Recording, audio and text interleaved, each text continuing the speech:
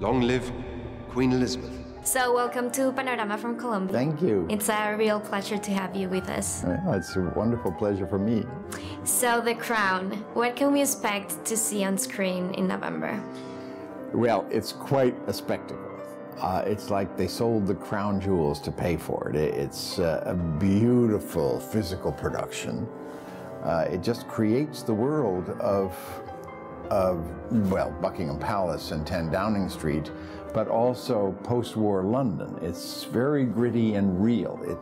It takes place in a kind of unexamined period of British history, 6, 7 years after the war, when England is still humbled.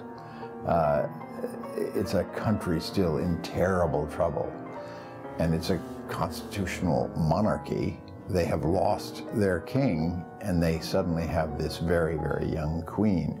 All of these things, to me, make it for a great, great story. So you've played so many roles throughout the years. What do you think is like the most particular or special thing about this one? Well, the character of Churchill. He's a fascinating man, endlessly fascinating.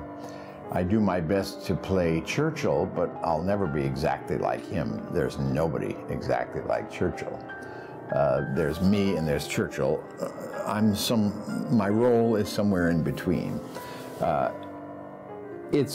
an actor, it's simply wonderful to play such a fascinating man that is so well written. It's not just Churchill, it's his relationships with all these very complex people. It's just what you look for all the time. So was it a little bit challenging? You know, you're American and, you know, this great Englishman. It was challenging, it was terrifying, but I was also extremely flattered. I was very honored to be asked. And I was asked by Stephen Daldry, who's one of our great directors, a director I'd always wanted to work with. I knew Stephen slightly.